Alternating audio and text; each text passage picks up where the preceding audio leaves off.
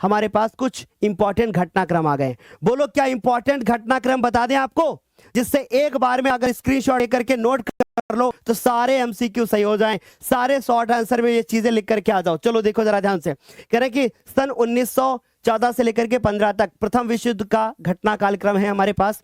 फिर उसके बाद 1917 में गांधी जी के द्वारा क्या हुआ, चंपारण आंदोलन हुआ, याद रहेगा बच्चों। इसके बाद 1918 से 1919 तक बाबा रामचंद्र के द्वारा उत्तर प्रदेश के किसानों को संगठित किया गया, ये जरूरी है, ठीक है। और 13 अप्रैल 1919 को क्या हो जाता है, जालियांवाला बाग हत्याकांड हो जाता है, रॉलेट एक्ट हो जाता है, खिलाफत आंदोलन होता है और बाबा रामचंद्र का आंदोलन होता है। इनके बारे में डिटेल में अभी हम लोग आगे पढ़ने वाले हैं। इसके बाद आता है हमारे पास अगस्त 1920 में, जिसमें असहयोग आंदोलन का बिगुल बच जाता है। अच्छा, यहां तक तो सभी को समझ में आ गया होगा। अच्छा, यहां तक तो आराम से किसी को कोई डाउट नहीं रहा होगा। आगे चलेंगे, अब है हमारे पास फरवरी सन 1922 चौरी चौरा हिंसात्मक घटना और असहयोग आंदोलन को गांधी जी ने क्या कर दिया, स्थगित कर दिया। अगला है हमारे पास सन 1928 साइमन कमीशन का भारत में आना और उसका विरोध करना, याद रहेगा। यहां तक मुझे तो नहीं लगता किसी बच्चे को यहां तक कोई समस्या होगी। सर यहां तक हमारे बच्चे आंसर कर रहे हैं, आंसर क्या करोगे सर जी?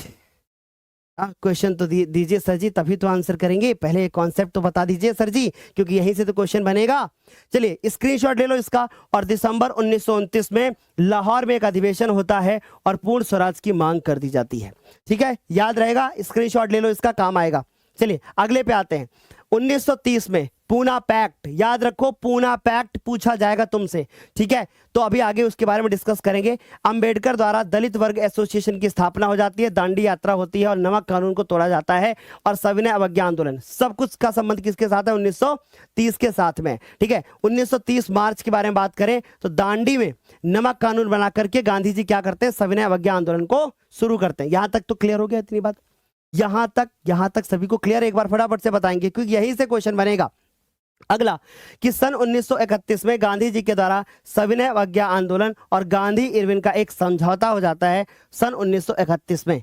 क्या समझौता होता है वो सब आगे डिस्कस होगा। और 1931 के दिसंबर में दूसरा गोलमेज सम्मेलन होता है, गांधी जी वहां जाते हैं और सन 1932 में सविनय अवज्ञा आंदोलन को वापस शुरू कर दिया जाता है। और पूना समझौता, जिसके बारे में मैंने आपको बताया था, पूरा समझौता क्यों, क्योंकि अंबेडकर जी ने क्या कर दिया था, एक दलित वर्ग एसोसिएशन बना दिया था और गांधी जी उससे बहुत ज्यादा नाखुश थे।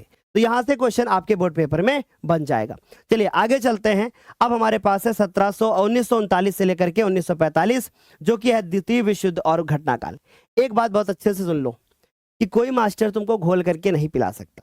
अगर तुम्हारा इंटरेस्ट सिर्फ और सिर्फ बहुविकल्पीय प्रश्नों में है तो भाई याद रखना, फिर तुम्हें घोल करके कोई नहीं पिला पाएगा, ठीक है। और फिर उसके बाद हर एक क्वेश्चन बोर्ड पेपर में फंस जाए, इसकी भी गारंटी कोई नहीं ले सकता, क्योंकि तुम जब ऐसी चीजों पे कोई इंटरेस्ट नहीं दिखाओगे कि तुम्हारी मेहनत, तुम्हारे लिए ये सारी चीजें तैयार करी गई हैं, तुम्हारे लिए सारी चीजें तैयार करी गई हैं बच्चों।